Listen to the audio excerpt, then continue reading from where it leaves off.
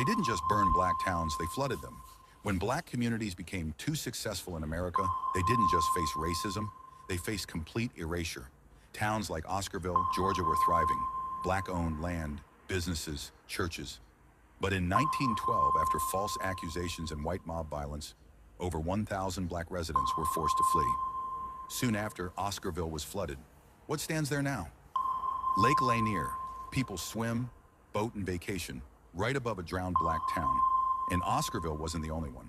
Seneca Village, a black community in Manhattan, was destroyed to build Central Park. Vanport, Oregon was swept away in a flood after housing thousands of black workers. Lake Martin in Alabama, another underwater grave of black history. These weren't accidents. They were erasures, sanitized, covered in water. Because if black success can't be controlled, then it must be erased. They buried the evidence. Now we're digging it up. Oscarville, a thriving black town in Georgia, was destroyed and flooded. Its remains now lie beneath Lake Lanier, one of many lakes hiding erased black communities. The towns are gone, but we still remember. Follow for the truth. They didn't just burn. Did you know Boxing Day is actually connected to slavery? During the Victorian era, the day after Christmas, slave masters would pack up their leftover Christmas dinner in boxes and give them to the slaves and servants. This is how it was given the name Boxing. Where you gonna go when we start revolution? Whose side are you gonna be on? Are you still gonna be on your knees begging for us jobs?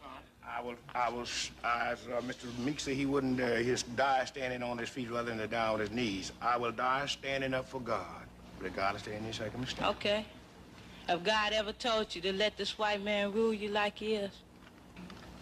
Well, young man, you first must be born again. God is a spirit. No, I ain't born again. I ain't got to be born again. See, I was born in a new generation.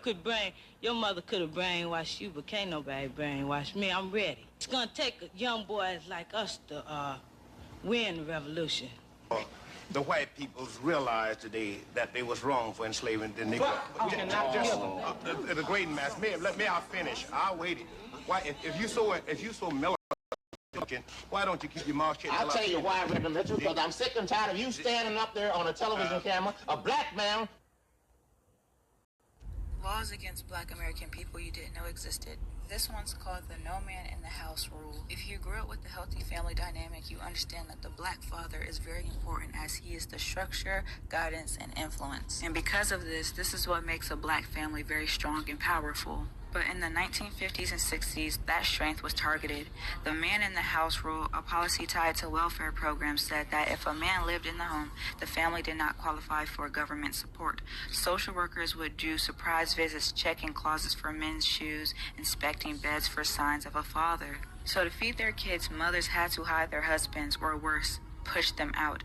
It wasn't about help, it was about control and about breaking the black household from the inside out. So black women, please don't allow them to lie to you and say that you don't need a man. They don't want you to need your man while they sit at home with their husbands and children.